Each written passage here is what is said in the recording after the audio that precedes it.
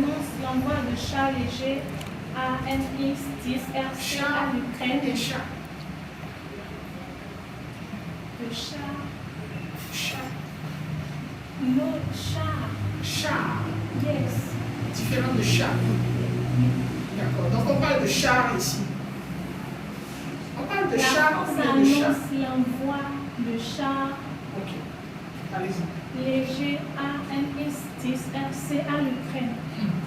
L'aide militaire annoncée par le président Emmanuel Macron mercredi porte sur la livraison aux forces de Kiev de ce matériel destiné à la reconnaissance et à l'appui des troupes d'infanterie. Le président Emmanuel Macron a annoncé mercredi 4 janvier la prochaine livraison de chars légers aux troupes de Kiev.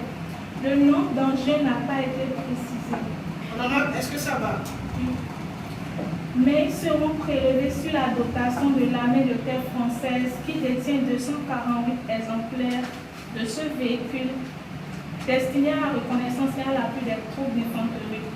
Jusqu'à la victoire, jusqu'au retour de la paix en Europe, notre soutien à l'Ukraine ne faiblira pas, a plaidé le chef de l'État. Macron demande aux fournisseurs d'énergie de renégocier tous les contrats excessifs des très petites entreprises. Les énergéticiens devront contacter chaque professionnel touché dès janvier pour lui proposer un nouveau contrat, a annoncé le chef de l'État jeudi. Dans son allocution, la déléguée française a prononcé le nom Macron. Et en sa qualité de chargé de régler procédure, l'honorable ne connaît aucun Macron à la tête de la France. L'honorable délégué de la France a ensuite dit le président. À moins que le DS ait mal entendu. Elle n'a pas corrigé. France. Rectifier le président Emmanuel Macron. La France.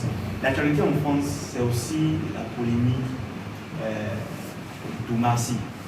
Pour ceux qui ne le connaissent pas, c'est un acteur français, franco-sénégalais, et qui avait dit lors d'une émission télévisée que les Français ont tendance à s'approprier plus la guerre en Ukraine, de mieux être tolérants envers les Ukrainiens que lorsqu'il s'agit des guerres, des soulèvements qu'il y a en Afrique.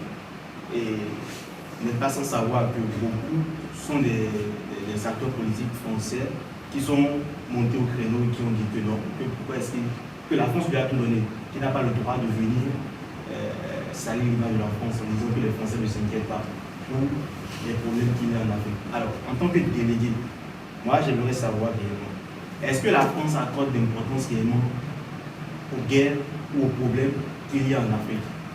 Est-ce que nous ne sommes pas là face à un problème de deux poids, deux mesures?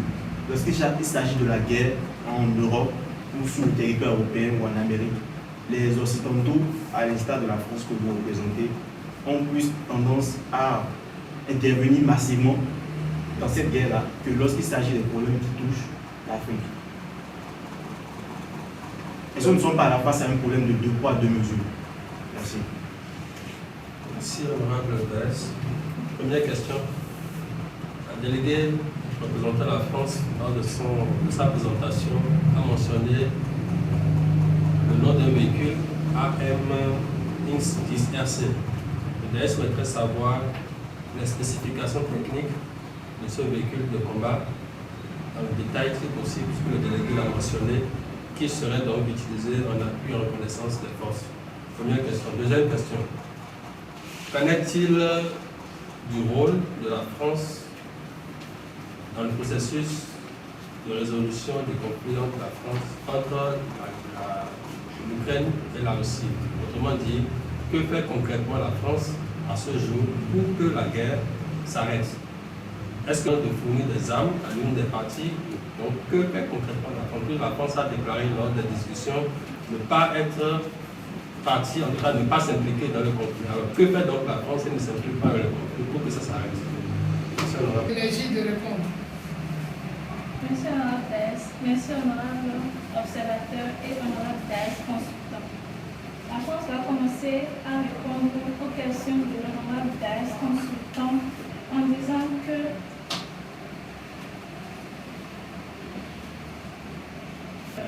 le char léger AN-10 RC dont la France a parlé est conçu dans les années 1970, fabriqué par l'entreprise Nestor.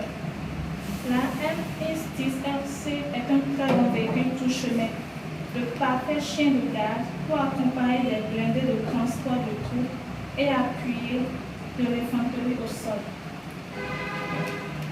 Et pour répondre à la question, pour continuer la question du DAES consultant, la France va répondre en disant que la France avait dit qu'elle n'est pas impliquée dans la guerre, puisque tous les États voient que la France envoie des armes à l'Ukraine. Ce que la France fait, c'est d'aider les Ukrainiens, parce qu'on voit que la Russie ne veut pas. Les Ukrainiens ont besoin d'aide. Et comme la France est un État qui s'intéresse aux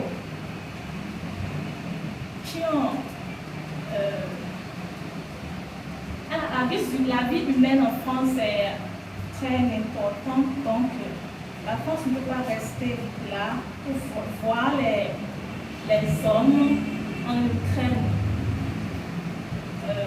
tués et vous regardez quand vous parlez.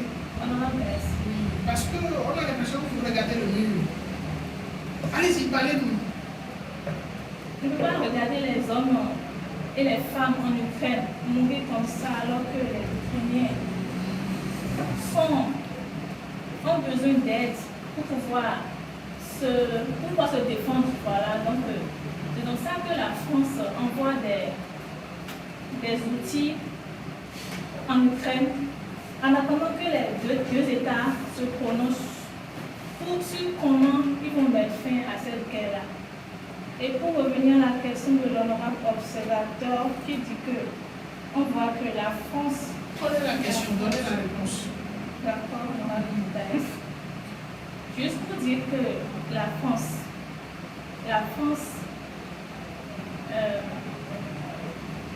c'est un État. On sait que c'est un État. Oui, honorable Daes, il ne s'intéresse pas seulement à l'Occident, mais s'intéresse aux pays africains. Avons-nous 2 poids, 2 mesures? Honorable Daes, en France,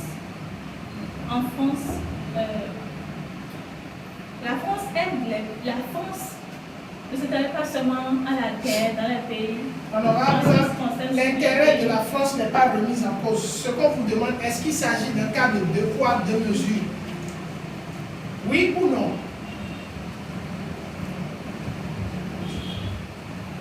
Honorable Daes, la France aimerait juste dire que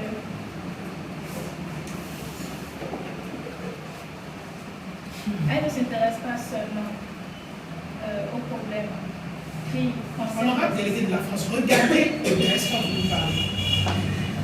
Est-ce que la France fait du 2 poids, 2 mesures? En répondant, vous regardez le DAES.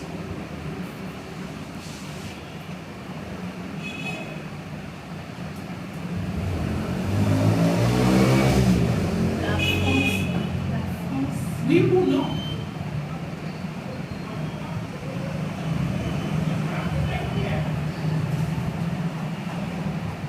Honorable délégué,